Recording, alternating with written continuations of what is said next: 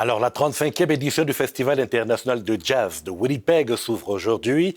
Elle ira jusqu'à dimanche prochain, le 21 juin. Et cette année, ce sont plus de 50 artistes de 8 pays qui se succèdent à différents endroits emblématiques à Winnipeg. Le théâtre Burton Cummins, l'hôtel Fort Garry ou encore le hall des hôtels. Et l'événement va transformer le quartier historique de la Bourse avec ses spectacles en plein air, comme à Old Market Square, où je rejoins tout de suite notre journaliste aux arts, Morgane Kennel, avec le soutien d'Abdelatif Ivika. Alors, Morgane, les festivités sont lancées à Old Market Square. Eh bien oui, depuis 1 heure à peu près, avec le pianiste winnipégois de renom Danny Carroll et son trio qui font leur début cette année au festival. Et les gens commencent doucement à arriver, hein. Il y a une petite centaine de personnes derrière moi. On va dire par contre que la météo n'aide pas cette année, hein, parce que la météo capricieuse, c'est la première crainte des organisateurs. L'année dernière, il y a à peu près 30 000 personnes qui ont assisté et pu profiter du festival. Alors forcément, les organisateurs cette année aimeraient bien réitérer, voire dépasser cette affluence. Alors qu'est-ce qui va se passer cette année? Eh bien, beaucoup de choses. Mais samedi, ici même, au quartier de la Bourse, une journée Women in Jazz, spécialement dédiée aux femmes dans le jazz. Alors c'est quelque chose que les organisateurs font depuis quelques années, hein, de mettre l'accent sur les femmes dans le jazz. Ils animent d'ailleurs une table ronde ce samedi aux Galeries des Beaux-Arts de Winnipeg avec The Ostara Project.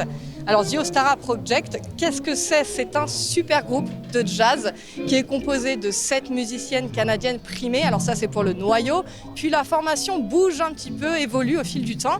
Mais c'est surtout un réseau d'entraide et un réseau de visibilité qui est porté par Jody Prosnick, Elisa Buck et Amanda Tozoff depuis 2022 afin du coup de mettre en lumière les femmes et les personnes non binaires dans le jazz parce que c'est une industrie où elles sont sous-représentées.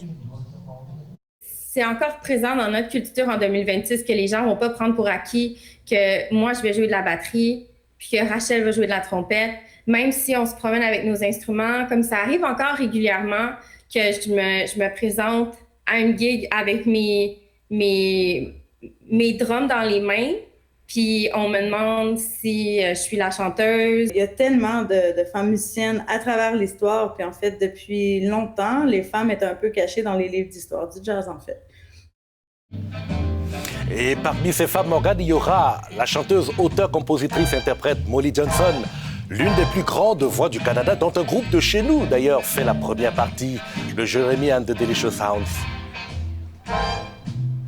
Et oui, c'est leur 4e jazz festival et ils me disaient pendant leur répétition que c'est à chaque fois un honneur pour eux d'y jouer, notamment grâce à la richesse de la programmation, hein.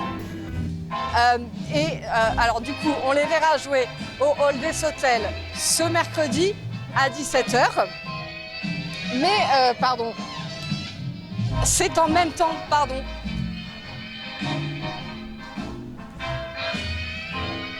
Ça va être un show, un spectacle un peu plus réduit, condensé et puis intime. Alors c'est excitant pour nous de faire ça parce que ça nous revient à comment on a commencé. Puis c'est vraiment intime, juste entre amis qui, tu sais, on voulait jammer puis avoir du fun.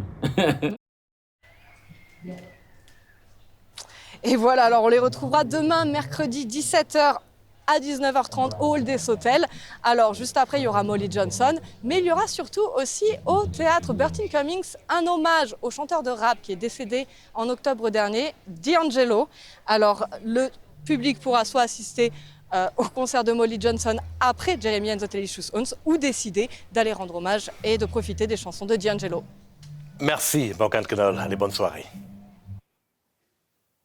Voilà qui nous laisse de bonnes raisons d'aller au quartier de la Bourse et qui referme cette édition. Retrouvons-nous demain pour faire encore mieux. Bonsoir.